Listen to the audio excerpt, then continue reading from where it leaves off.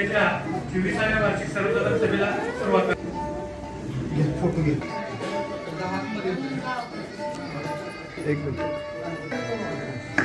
काम घेतली होती मी आपले परवाशी कुंदीचे त्यांच्या आत्म्यास सद्गती मिळो। आज या ठिकाणी भवानी ग्रामीण बिगर शेती सहकारी पतसंस्था संचालक मंडळ कर्मचारी वर्ग आणि पलूस तालुक्यातून आलेले सर्व सभासद महिला सभासद वर्ग सर्वजण उपस्थित राहिले या सर्वांचे संस्थेच्या वतीने मी मनपूर्वक सहर्ष स्वागत करतो। या ठिकाणी आपल्या जय भवानी ग्रामीण बिगर शेती सहकारी पतसंस्था माननीय श्री संस्थेचे चेअरमन ते विषयाचं सर्वप्रथम वाचन होईल आणि त्यानंतर प्रत्येक विषयाच्या 9/24 रोजी वार्षिक सर्वसाधारण सभेचे नोटीस वाचन कायम करणे। दुसरा विषय सन 25-26 साला जय भवानी ग्रामीण बिगर शेती सहकारी पतसंस्था सांगलीवाडीची संस्थेची 24वी वार्षिक सर्वसाधारण सभेसाठी उपस्थित असलेले संस्थेचे सभासद ठेवीदार हितचिंतक यांचे मी सर्वप्रथम स्वागत करतो आणि माझ्या विषयास सुरुवात करतो। जय भवानी ग्रामीण बिगर शेती सहकारी पतसंस्था मर्यादित सांगलीवाडी तालुका पलूस जिल्हा सांगली या संस्थेची 23वी वार्षिक सर्वसाधारण सभा जय भवानी मंदिरामध्ये सायंकाळी 4 वाजता माननीय चेअरमन श्री रामचंद्र मारुती यांच्या अध्यक्षतेखाली आयोजित केली होती। त्यापुढील सभेचे विषय पुढीलप्रमाणे विषय नंबर 1 दिनांक 26/9/2024 वार्षिक सर्वसाधारण सभेचे प्रसंग वाचून कायम करणे। हे संस्थेचे सेक्रेटरी यांनी वाचून दाखवले त्या सर्वांना मंजुरी देण्यात आली। विषय नंबर 2 वार्षिक सर्वसाधारण सभेत अनुपस्थित असणाऱ्या सभासदांची अनुपस्थिती समर्पित करणे। सर्वांनी या विषयात सर्वांमध्ये मान्यता घेण्यात आली। विषय नंबर 3 दिनांक 31/3/2024 वार्षिक अहवाल ताळेबंद पत्रक नपाटावर वाचून कायम करणे। ठराव नंबर 3 संस्थेचे संचालक श्री राजेंद्र रामचंद्र टाके यांनी ते 31/3/2024 वार्षिक अहवाल ताळेबंद पत्रक वाचून दाखवले त्या सर्वांना मंजुरी देण्यात आली। विषय नंबर 4 संचालक मंडळाने शिफारस केलेल्या निवड नफ्यास मंजुरी देणे। अहवाल सालात संस्थेचे चेअरमन श्री रामचंद्र मारुती यांनी मागील अहवाल सालात झालेल्या नफ्याचे वाचन करून सर्वांमध्ये मंजुरी घेण्यात आली। विषय नंबर 5 सन 2023-24 सालात अंदाजापेक्षा झालेल्या खर्चात मंजुरी देणे। सर्व विषय झालेला खर्च वाचून दाखवण्यात आला व त्या सर्वांची मंजुरी देण्यात आली। विषय नंबर 6 सन 2024-25 सालाकरता लेखापरीक्षण नेमणूक करणे। ठराव नंबर 7 संस्थेचे लेखापरीक्षण करण्यासाठी सर्व सभासद सदस्यांनी संचालक मंडळास परवानगी दिली ते मंजूर करण्यात आला। आणि विषय नंबर 7 संस्थेत ऐनवेळी येणाऱ्या विषयात मंजूर देणे आणि अध्यक्षपद। ठराव नंबर 7 मध्ये कोणताही ऐनवेळी उपस्थित विषय न झाल्याने सर्व विषय मंजूर झाल्यानंतर सर्व सभासदांनी एकमताने ठराव सभेत मंजूर करण्यात आले। ठराव सर्वांचे मंजूर आहे का? दादा हे वाचन करतील। संस्थेच्या 2024-25 सालाचा वार्षिक 24वा वार्षिक अहवाल वाचायची जबाबदारी चेअरमन साहेबांच्याकडून माझ्याकडे आलेली आहे। त्यांच्या विनंतीला मान देऊन मी आपणापुढे वार्षिक अहवाल 24वा सादर करत आहे। आपल्या संस्थेच्या 24व्या वार्षिक सर्वसाधारण सभेमध्ये दिनांक 31/3/2025 रोजी संपलेल्या आर्थिक वर्षाचा अहवाल, लेखापरीक्षण अहवाल, ताळेबंद, नफा-तोटा पत्रक व या इतर विषय संचालक मंडळाच्या वतीने सादर करताना व आपणाशी संवाद साधताना मला अतिशय आनंद होत आहे। मी व्यक्तिशः सर्व सभासद संचालक मंडळाच्या वतीने आपणा सर्वांचे मनपूर्वक स्वागत करतो। दिनांक 31/3/2024 अखेर संस्थेचे अवर्ग सभासद संख्या 2274 इतकी होती। त्यामध्ये 93 नवीन सभासद झाले आहेत व 20 सभासद मयत आहेत। मयत आणि राजीनामा दिल्याने कमी झालेले आहेत। त्यामुळे वर्षाखेरीस अवर्ग सभासद संख्या 2347 इतकी झालेली आहे। आपल्या संस्थेचे अधिकृत भाग भांडवल 4 कोटी इतके असून दिनांक 31/3/2025 अखेर संस्थेचे एकूण भाग भांडवल 6,20,01,780 इतके झालेले आहे। सन 2024-25 या आर्थिक वर्षात एकूण राखीव व इतर निधी 90,57,678 इतका निधी झालेला आहे। सांगली जिल्हा मध्यवर्ती सहकारी बँक शाखा मार्केट यार्ड पलूस येथे या रकमेची गुंतवणूक करण्यात आलेली आहे। आपल्या संस्थेचा चोख कारभार अवलोकनाने घेऊन सभासदांनी व बिगर सभासदांनी संस्थेकडे भरघोस ठेवी ठेवलेल्या आहेत। मानवी मन पैशावर विश्वास ठेवत नाहीत, मात्र सहकारात ज्या संस्थेचा व्यवहार पारदर्शक व चोख आहे त्या संस्थेच्या सुरळीत असलेल्या व्यवहाराच्या अवलोकनास आपण पैसा व पुंजी या विश्वासावर ठेव रूपाने ठेवतो। तसेच आपली संस्था विश्वासात पात्र ठरल्याने संस्थेकडे मोठ्या संख्येने विश्वासाने ठेवी ठेवलेल्या आहेत। याच विश्वासाने ठेवीदारांनी संस्थेकडे रुपये 7,66,93,702 इतकी भरघोस ठेव ठेवलेली आहे। संस्था सर्व सभासदांना मनपूर्वक धन्यवाद देत आहे। संस्थेकडे ठेवलेल्या ठेवींना संस्था शासनाच्या आदेशान्वये लाभांश देत आहे। ज्या ज्ञात अज्ञात सभासदांनी हितचिंतकांनी सहकार्य लाभल्यामुळे या सर्वांना मी मनपूर्वक धन्यवाद देतो। आज तारखेस संस्थेची आर्थिक स्थिती अत्यंत चांगली असल्याने नवीन ठेवी स्वीकारण्यास संस्था कटिबद्ध आहे। कर्ज वाटप अहवालसालात सभासदांच्या आर्थिक मागण्या संस्थेकडे जमा असणारे भाग भांडवल ठेवी याचा ताळमेळ घेऊन निकडीप्रमाणे 60 ते 70% रेशिओच्या मर्यादेत अधीन राहून 6,76,86,188 इतके कर्ज वाटप केलेले आहे। त्याचप्रमाणे प्रत्येक सभासदांनी कर्ज मुद्दल व्याज यांच्या परताव्याची पात्रता विचार घेऊन कर्ज मंजूर केलेले आहे। मात्र ज्या सभासदांकडून वेळेवर परतावा होत नाही त्या सभासदांना कर्ज मंजूर करताना प्रथम संस्थेचे हित अन्य सभासदांची मागणी याचा विचार करून कर्तव्य कठोरतेने नकार द्यावा लागतो। हे सर्व आतापर्यंत आपणापर्यंत मांडताना खेद वाटतो की ज्या आर्थिक अडचणी निवारण करण्यासाठी काही सभासद संस्थेकडे हक्काने भाग घेतात त्या कर्तव्य भावनेने कर्ज व्याज मुद्दल याची नियमित ठरलेल्याप्रमाणे परतफेड करताना दिरंगाई करतात। त्यामुळे अन्य सभासदांना संस्थेकडून मिळणाऱ्या आर्थिक मदतीपासून वंचित राहावे लागते। त्यामुळे सभासदांच्या रोषास व नाराजीस सामोरे जावे लागते। तरी सभासद कर्जदारांनी वेळेवर कर्ज हप्ता व व्याज भरून संस्थेत सहकार्य करावे। सभासद बंधूंना दिलेल्या नियमाप्रमाणे ठरलेले हप्ते कर्ज मुद्दल यावरील व्याज व मासिक वर्गणी दरमहा कटाक्षाने हप्ता अधिक व्याज भरणा केला तर संस्थेचा आर्थिक व्यवहार सुरळीत चालेल। त्यामुळे सर्व सभासदांना आर्थिक मर्यादित व्याज रकमेतून व्यवस्थित देता येईल। कर्ज वसुलीसाठी सभासदांनी जाणीवपूर्वक सहकार्य करावे अशी कळकळीची विनंती मी या प्रसंगी आपणास करत आहे। अहवालसाला संस्थेची 95% इतकी वसुली झालेली असून एनपीएची तरतूद 100% केलेली आहे। गुंतवणूक संस्थेवर सभासद बिगर सभासदांनी विश्वास ठेवून भरघोस ठेवी ठेवल्या, तसेच अपवाद वगळता सर्व सभासदांनी दिलेली कर्जे व्याज नियमित वसुली संस्थेकडे केल्यामुळे आर्थिक स्थैर्य निर्माण झालेले आहे। आपण संस्था चालू केल्यापासून मोठ्या आर्थिक उलाढालीमुळे गुंतवणुकीच्या रूपाने संस्थेची रक्कम रुपये 1,90,28,750 ची आर्थिक गुंतवणूक मुदत ठेवून केलेली आहे। ही बाब संस्थेला खचितच अभिमानास्पद आहे। याप्रमाणे आपण जर गुंतवणूक करीत गेलो तर संस्थेचा आर्थिक पाया मजबूत होऊन संस्था परिपूर्ण होणार यात शंका नाही। कर्जे संस्थेने आज तागायत कोणत्याही आर्थिक संस्थेकडून कर्ज घेतलेले नाही। संस्था स्वबळावर कार्यरत आहे। अहवालसाला संस्थेच्या संचालक मंडळाने एकूण 15 सभा घेतलेल्या असून त्यातील सर्व निर्णय एकमताने घेतलेले आहेत। त्याबद्दल मी सर्व संचालकांचे मनपूर्वक आभार मानतो। अहवालसाला संस्थेत 8,90,729 इतका नफा झालेला आहे। मागील वर्षाचा शिल्लक नफा 483 रुपये असे मिळून 8,91,112 इतका नफा झालेला आहे। सहकार कायदा व पोट नियमास अनुसरून एनपीएची 100% तरतूद केलेली आहे। त्यामुळे अहवालसालातील संस्थेत मिळालेल्या एकूण नफ्याची नफा विभागणी नंतरच्या विषयामध्ये सौ शिकलगार मॅडम आपण सादर करतील, तो आपण मंजूर करावा। आपल्या संस्थेचे सन 2024-25 शासकीय लेखापरीक्षण श्री संदीप सावंत प्रमाणित लेखापरीक्षक सहकारी संस्था सांगली यांनी केलेले आहे। संस्थेत लेखापरीक्षण ऑडिट वर्ग अ मिळालेला आहे। संस्थेच्या दप्तरी कामकाजाबाबत समाधान व्यक्त केलेले असून त्रुटीबाबत केलेल्या मार्गदर्शनाप्रमाणे दोष दुरुस्ती करण्याचा प्रयत्न संस्था करेल अशी ग्वाही मी चेअरमन साहेबांच्या वतीने आपल्याला देतो। संस्थेचे एकूण 6 कर्मचारी आहेत।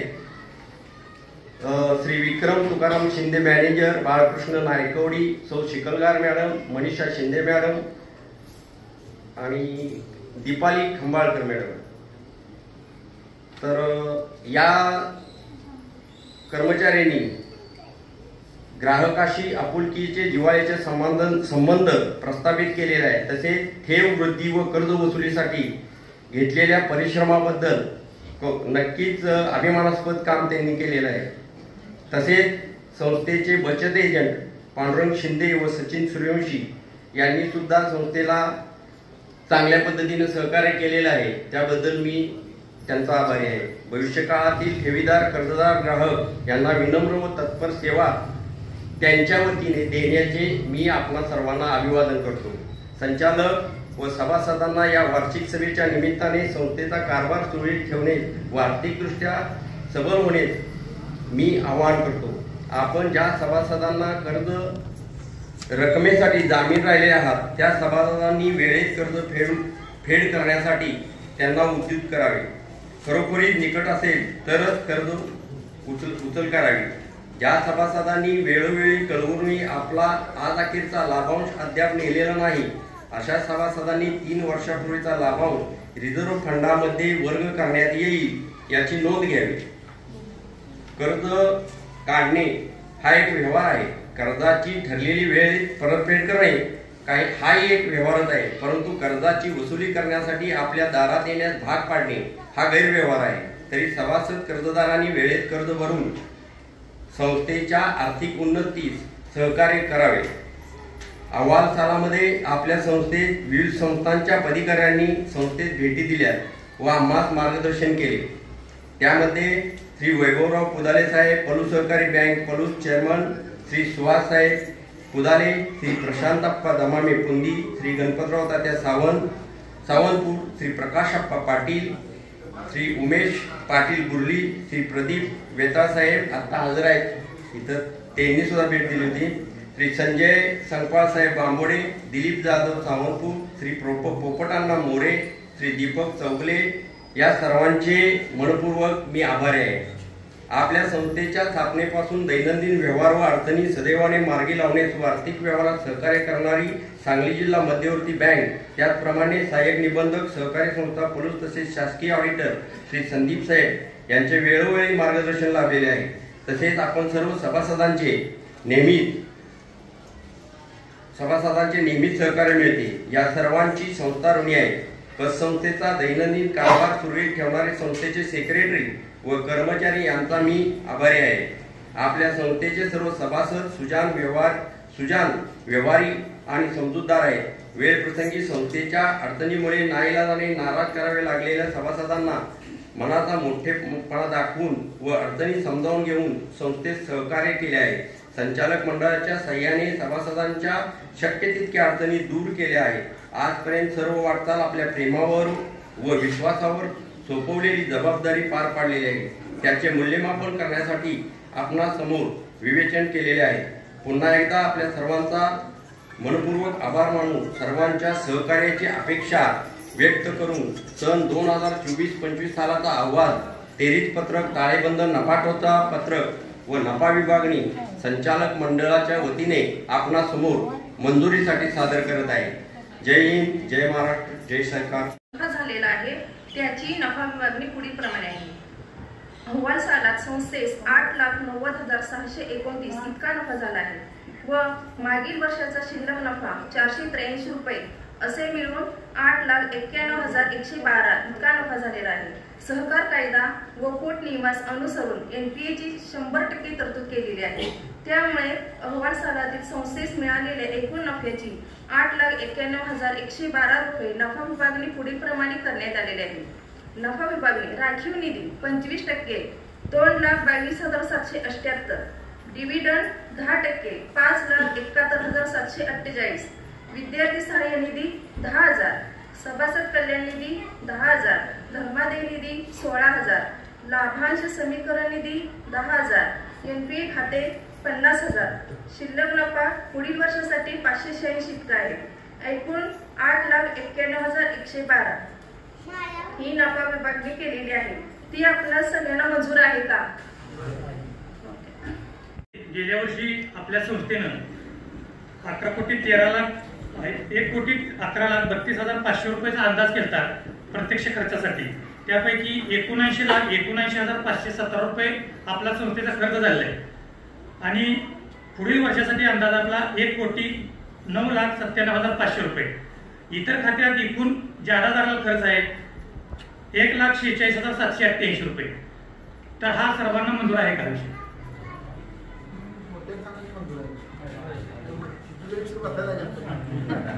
यानंतर पुढील विषय जिल्हा कार्यक्षेत्र करणे. तर हा विषय संचालक मंडळाला ठीक. त्यानंतर संस्थेच्या शाखा विस्तार करण्याबाबत निर्णय करणे संचालक मंडळाला अधिकार. त्याचबरोबर पोटनियम दुरुस्तीबाबत ठीक आहे संचालक मंडळाला देणार. आणि यावेळी ऐन वेळी येणाऱ्या विषयावर चर्चा करणे. काय कोणाचा विषय असेल तर त्याच्यावर चर्चा करण्यात येईल. आणि त्यानंतर सभासदांना काय प्रश्नोत्तर करायचा आहे तर तो विषय काय आलेला नाही. जर कुणाचा असेल तर प्रश्न विचारू शकता. जयश्री समोर बघा त्यावेळेस माझ्या सगळ्यांसमोर बघा.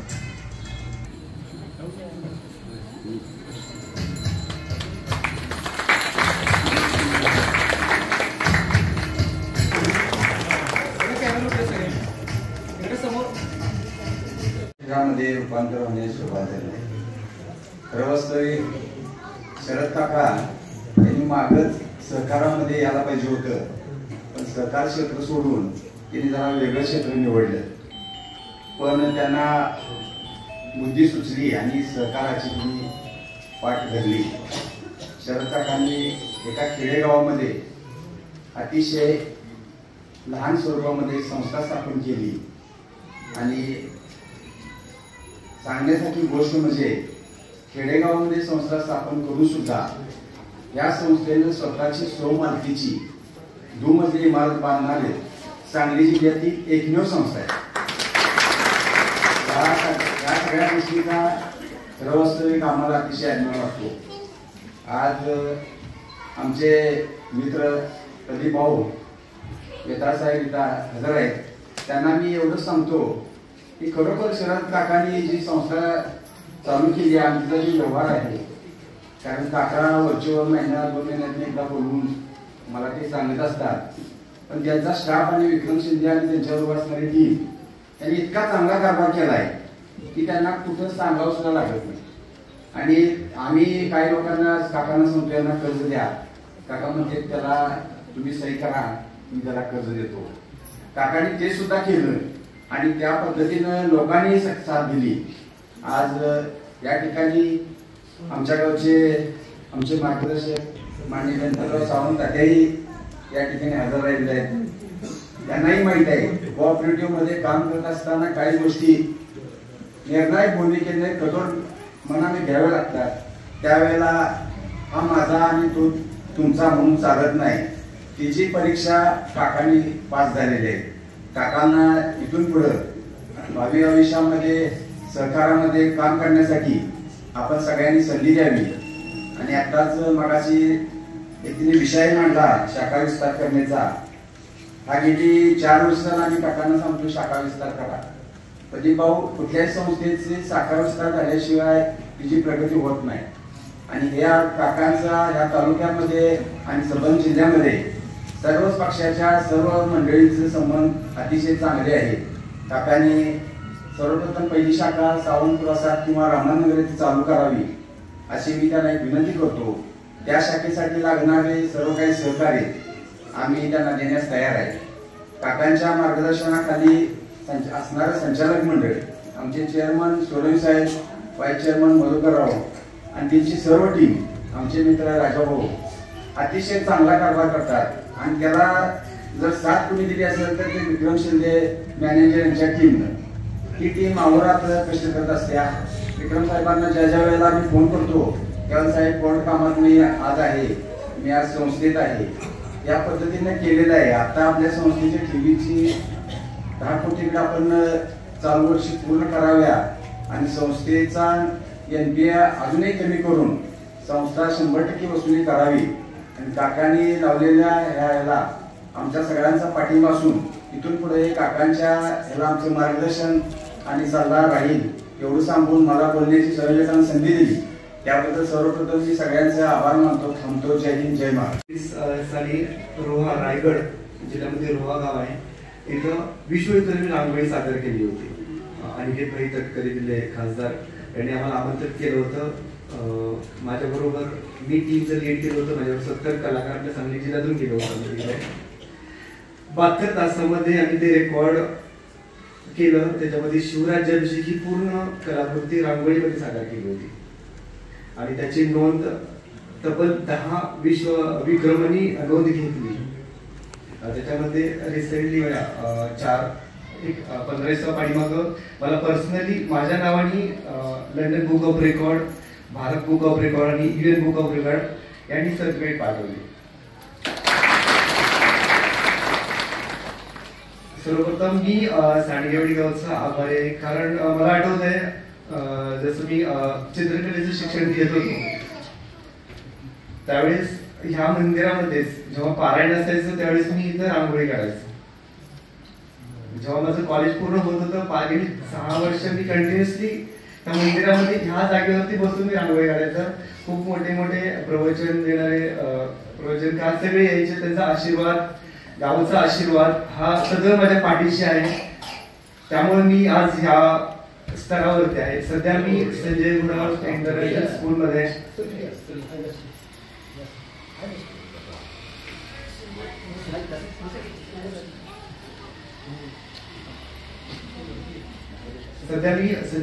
स्कूल अतिग्रे येथे कला विभाग प्रमुख या पदावरती काम करतोय. माझ्या अंडर खाली जवळचा 18 कला शिक्षक आहेत आणि तर मी विभाग प्रमुख म्हणून काम करतोय.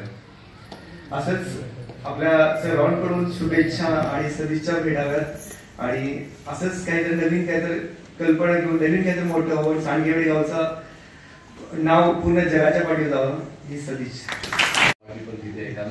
वार्षिक सर्वसाधारण सभेमध्ये साधारणपणे विषयाला पाठा देऊन कुठल्याही गोष्टी होत नाही. हे नागरिक तर काकाचा माझा फार जुना परिचय आहे. तसा या गावाचाही माझा फार जुना परिचय आहे. अगदी या पाणीचा काही गोष्टी साक्षीदार आहे.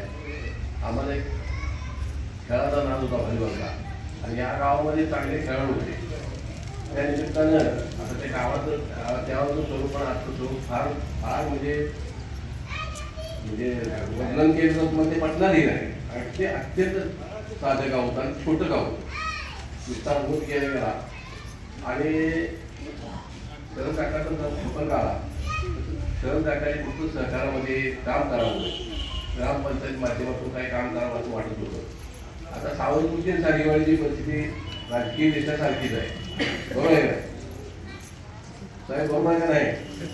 कारण पोलिसांची गावं त्यामुळे काय पोलिसच्या वाटणीतून काय आलं तर ते सांगेवाडीला मिळालं नाही कधी. सावरकुंडला कधीतरी मिळत होतं, आता कधी तर सांगेवाडीला मिळेल नाही असं. परंतु मोठ्या गावाच्या खाली हे आपल्या गावं जेव्हा राजकीय देशा इथं फार मोठं काय नेतृत्व तयार झालं. शरद काकाच्या नेतृत्वाचे गुण बघून मी काकाला सांगितलं की आता एक ग्रामपंचायत वगैरे बघताय तुम्ही, ते तुमचा लोक तुम्हाला काम करायला होते हा सोडून नका, सहकारामध्ये काहीतरी काम करावं. आणि ही संकल्पना त्यांनी करायला उचलून धरली आणि प्रत्येक भाऊ मला जे जमलं नाही म्हणजे गुरुला जमलं नाही मला ते शिक्षण करून टाकलं. मला या गोष्टीचा आज मोठा आनंद आहे. म्हणजे माझी संस्था अडचणीत आहे. मी कशी करून ते थांबविल्या फार त्यात काय घोटाळे झाले नसल्यामुळं ती संस्था आहे तशीच आहे. पण शरद काकांनी संस्था काढली, कोटी ठेवी नेल्या आणि त्या 9 कोटीपर्यंत गेल्या आणि संस्थेचा नफाही बघितला तर अतिशय चांगली प्रगती या संस्थेने केलेली आहे. आणि या गावाचं नाव त्या संस्थेच्या माध्यमातून मोठं झालं आहे असं मला म्हणायचं आहे. कारण तसं हे लहान गाव सगळ्या मोठ्या गावाच्या मध्ये असल्यामुळं राजकीय दृष्ट्या गाव काय तसं कोण आलं नाही. परंतु काकांनी या संस्थेच्या माध्यमातून या गावाची जिकडे तिकडे बोर मला केलेला आहे. आणि तुम्ही साथ देता हे महत्वाचं आहे. कर्मचारी असतील, समाजात असतील, गावातील ज्येष्ठ मंडळी असतील, त्या सगळ्यांनी साथ दिल्यामुळं शरद काकांनी हे सगळं केलेलं आहे. आमची त्या गोष्टीला पाठवण असते. चुकीन त्या ठिकाणी जर काका विचारतात आम्ही त्यांना मार्गदर्शन करतो. पकडणारा जे लोक आहेत आणि उद्योगपती असणारी माणसं आहेत ते डाके दादा या सगळ्या माणसांनी आणि सगळीकडे बघितलं, उपस्थित लोकांची जर बघितली तर सहकार्याने सगळ्यांना बरोबर घेऊन जाण्याचा प्रयत्न बऱ्यापैकी केला. प्रदीप भाऊ सारखा अगदी व्यापात असणारा मनुष्य पण सहकार्याच्या पाठीशी आहे, या गोष्टीचा निश्चितपणे समाधान मानतो.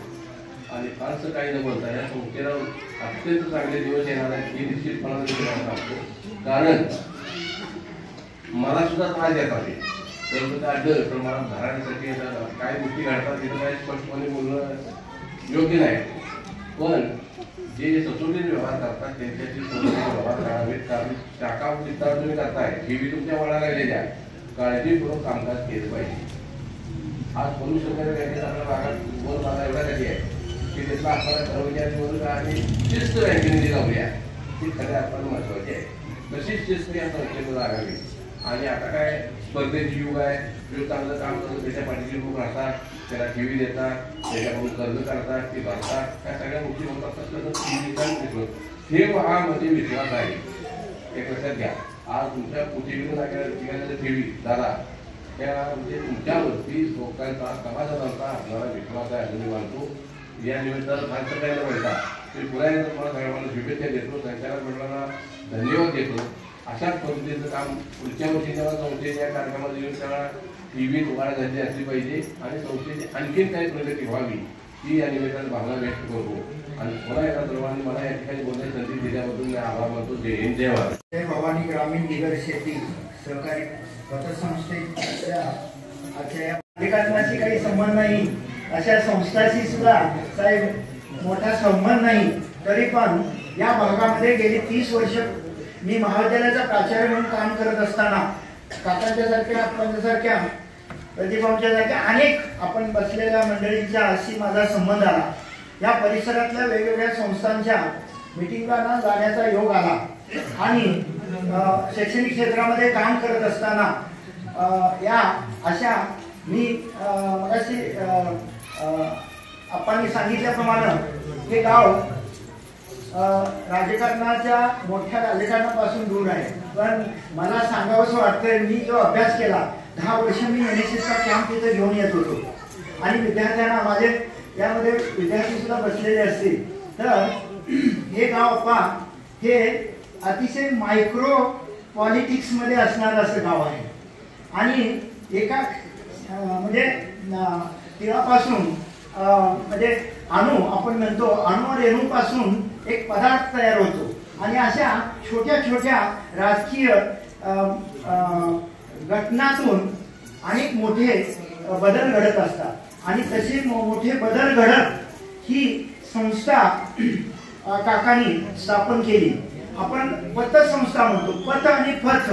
पथ म्हणजे रस्ता आणि पथ म्हणजे आपली तिथे असणारी नैतिकता, आपली समाजामध्ये असणारी किंमत.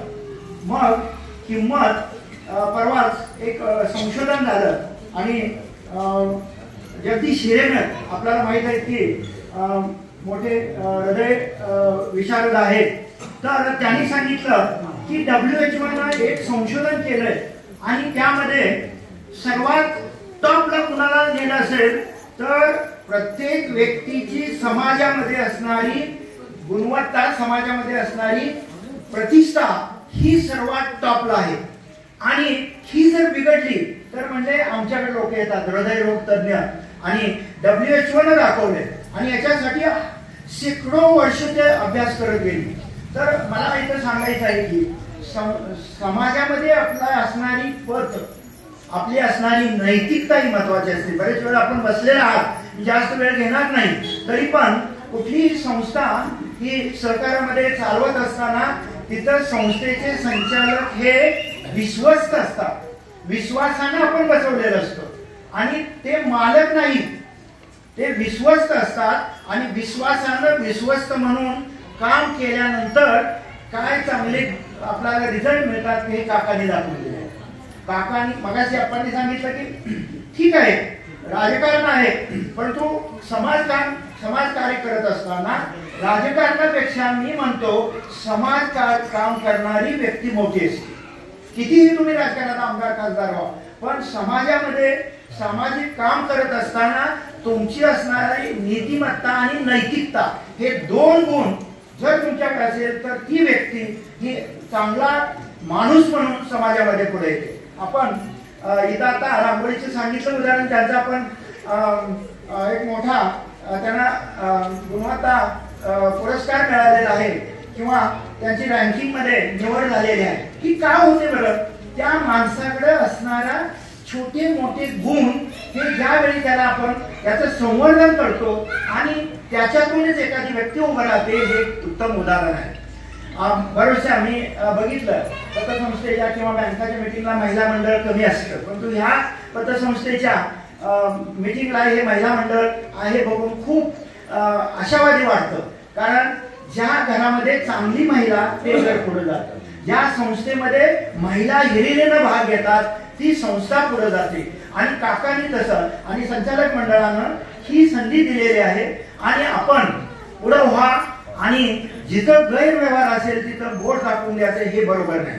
कारण हे समाजाचं आहे. मगाशी मी सांगितलं की विश्वस्त म्हणून आपण काम करत असताना समाजाचा पैसा आहे आणि तो समाजाचा पैसा समाजातल्या गोरगरिबापर्यंत जेव्हा पोहोचतो त्यावेळी ती संस्था मी म्हणेन की टॉपला असते, गुणवत्ता धारक असते.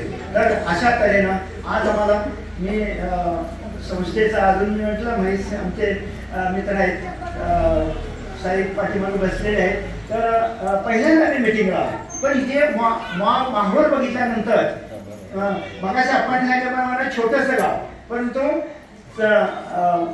मी महाविद्यालयामध्ये नेहमी म्हणायचे महाविद्यालयात असताना जो वळवळ करतो तोच चळवळ करतो. तर आपण ह्या ह्याच्यामध्ये चळवळ करणारे भरपूर गावामध्ये मी पाहिलं व्यक्तिमत्व आहे आणि त्याची गरज आहे आणि ती गरज या संस्थेनं ओळखून त्यांना पुढं पुरस्कार देऊन किंवा संधी देऊन पुढं न्यावं. विद्यार्थ्यांच्या पाठीमागे सातत्यानं राहावं, सर्वसामान्यांच्या पाठीमागे राहावं, गोरगरिबांच्यासाठी राहतच असाल आपण, काय संबंध नाही त्याचा, परंतु राहावं अशी माझी एक कळकळीची विनंती राहील. आणि पुन्हा या संस्थेला माझ्या वतीनं मी शुभेच्छा देतो आणि थांबतो. धन्यवाद. जे भवानी पतसंस्थेने जेव्हा कारभार केला तो मांडण्याचा सातत्याने प्रयत्न होत असताना आज आपण 24 वर्ष या संस्थेची या ठिकाणी याच महिन्यामध्ये सभा घेत असतो. आणि भाऊ ह्याच मंदिरात आतापर्यंत आम्ही या सगळ्या सभा घेतल्या. दुर्दैवाने काय झाले, आमच्या गावातील एक प्रमुख घरातली आमची व्यक्ती वारल्यामुळं अचानक इथं आमच्या त्या महिला बऱ्याच येऊ शकलेल्या आहेत, आमची मित्रमंडळी येऊ शकलेली नाही.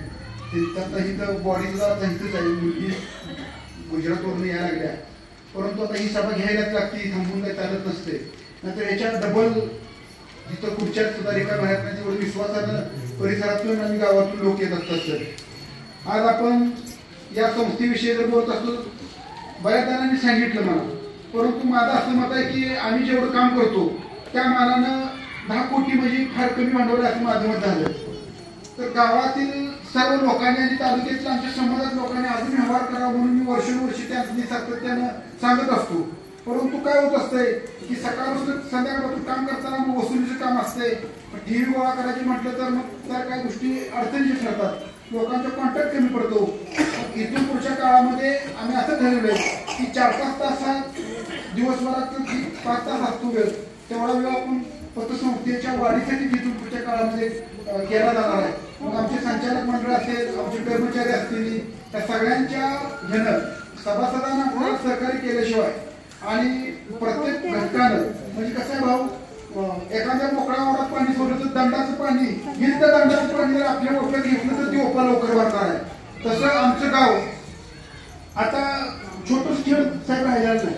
पलूच्या शेजारी आम्ही असल्यामुळं नशिबानं आम्हाला जन्माला पलूच्या जवळ घातलं. इकडं बांबूड आहे, पलीकडे सावरपूर आहे आणि साईडला कुंडल आहे. तर अशामध्ये आमचं गाव आहे.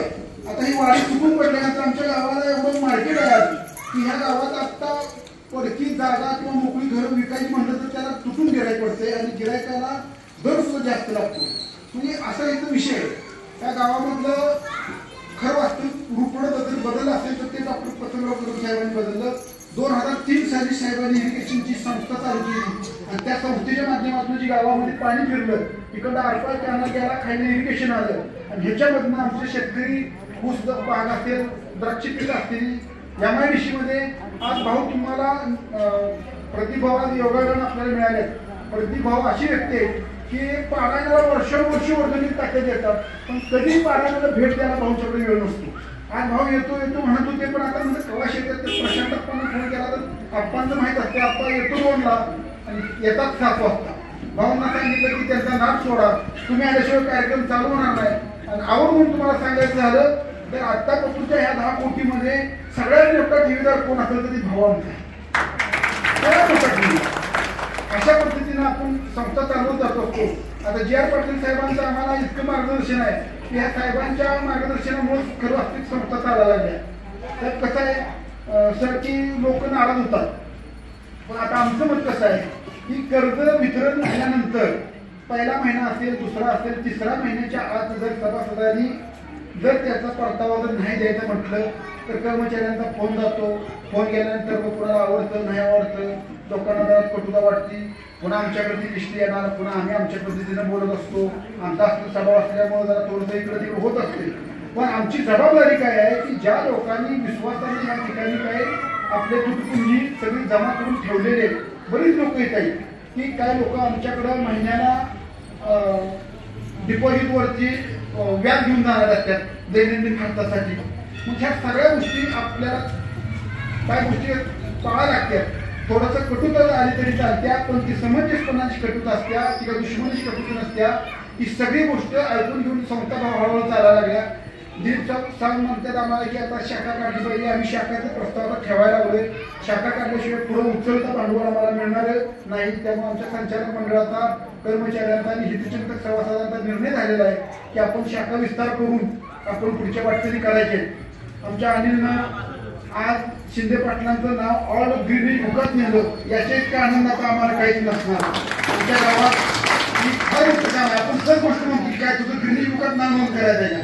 पण भाऊ या पोरांनी इतकं कष्ट खाल्लंय की आयुष्यामध्ये जोगांनाच्या हाताखाली काम करत असताना ही पोरं लहानाची मुक्ती झाली, पण हिने तिघाही भावाभावांनी चांगलं कौटुंबिक चांगलं काम केलं आणि तो आज घोडावर यांच्याकडे प्राचार्य म्हणून चांगल्या पोस्टवर काम करत असताना त्या ठिकाणी गणपती मूर्ती सुद्धा स्वतः तयार करतात आणि त्याच्या माध्यमातून सुद्धा म्हणजे सेवा करायचं त्यांचं काम चालू असते. शशिकांत गायकवाड आपल्या किर्लोस्कर कंपनीतून एवढ्या वर्ष सर्व्हिस करून रिटायर झाल्यात.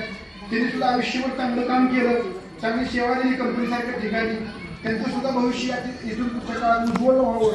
त्यांचं एक उदाहरण सांगायचं झालं तर त्यांना 2 मुलं आहेत. एक मुलगा त्यांचा हँडिकॅप्ड आहे, तर ते कामावरनं आल्यानंतर आणि त्यांची मिसेस आणि त्यांचा दुसरा मुलगा इतक्या वर्ष इतकी सेवा करतात त्यांची, त्यांना आयुष्यामध्ये कुठल्या देवाला जावं असं मला काय वाटणार नाही. इतकी प्रचंड त्यांनी त्याचं सेवा केलेली आहे. दुसरं म्हणजे अशोकराव आमचे हे सुद्धा कष्टातून किर्लोस्करमधून रिटायर झाले. तिने सुद्धा त्यांच्या कुटुंबामध्ये चांगलं म्हणजे मुलाबाळांना म्हणा शिक्षण चांगलं देऊन त्यांची सुनबाई ग्रामपंचायत सदस्य आहेत. अशा कुटुंबातनं ते येतात आणि आम्ही त्यांचा सुद्धा सत्कार या ठिकाणी घेतला.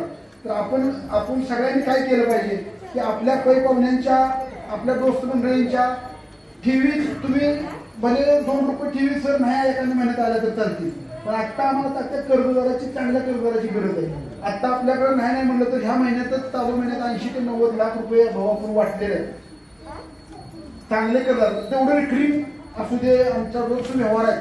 आता ह्या मॅडम नवीन आल्या, त्यांना आम्ही विचारलं की त्या पूर्वी ज्या संस्थेत काम करत होत्या तर तिथं भाऊ कसं आता पोलीसमध्ये बऱ्याच संस्था आहेत, मोठ्या मोठ्या संस्था आहेत. तर त्या संस्थेत नाही जास्त साहेब की सेव्हिंग वरचं अकाउंटवरचं पैसे काढायला भरायला जी संख्या आहे ती प्रमाण कमी आहे. आमच्यापेक्षा त्यांच्या ठेवी जास्त आहेत.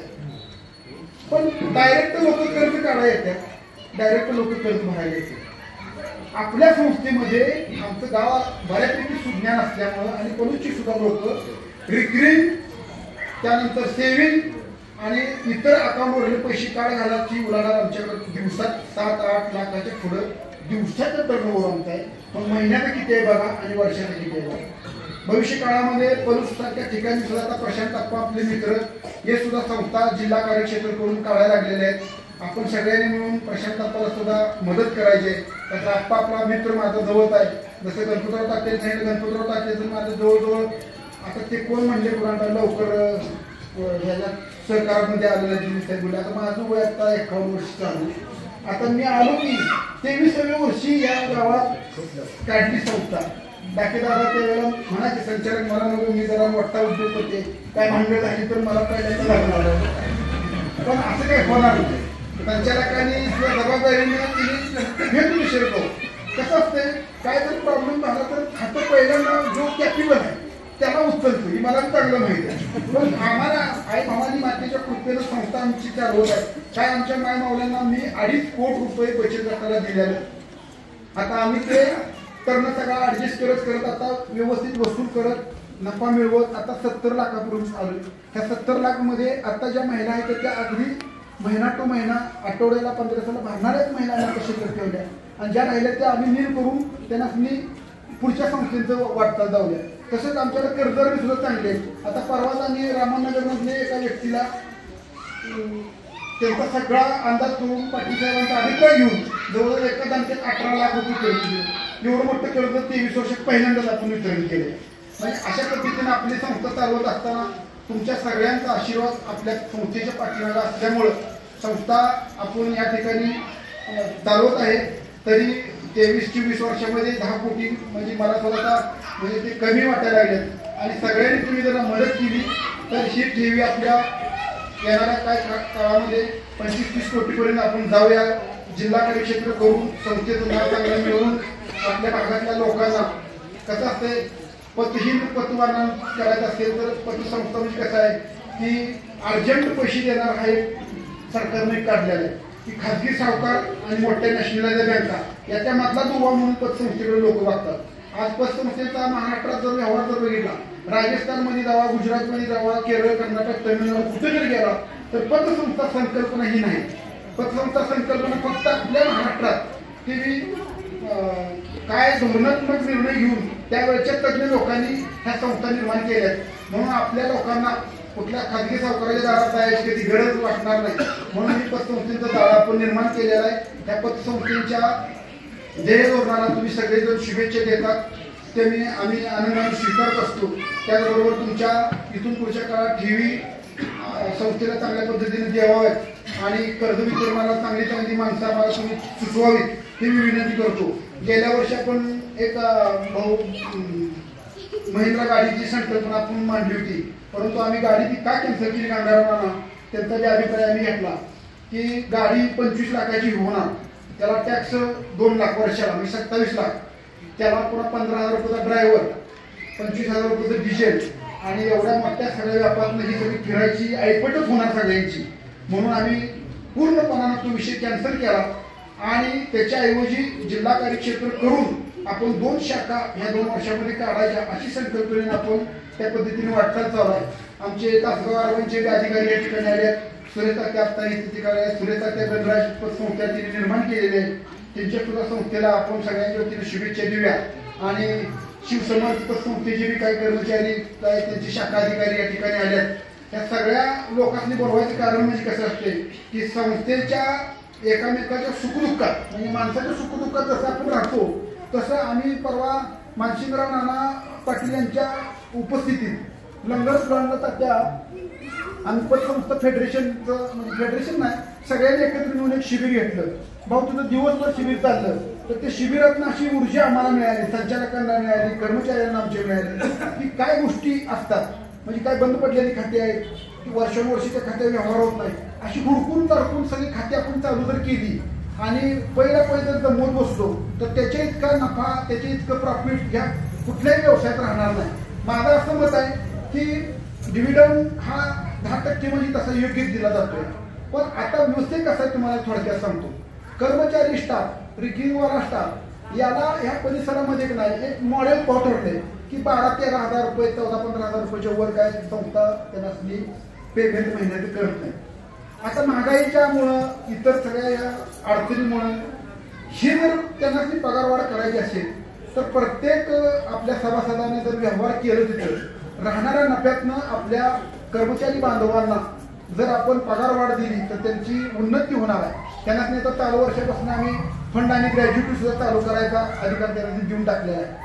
आणि माझं असं मत आहे की मी काही लय मोठंपणा सर सांगत नाही, पण ज्या काही संस्था आहेत आपल्या परिसरात त्यांच्या कोणाच्या 12 कोटी ठेवी येत्या, कोणाच्या 14 कोटी येत्या, पण आमच्या 8 कोटी ठेवी आपल्या संस्थेच्या, 2 कोटी संस्थेचं भांडवल तरी मी माझ्या संस्थेच्या कर्मचाऱ्याला जो काही मानधन देतो तो त्या 14 कोटीवाल्यापेक्षा जास्तीच देतो.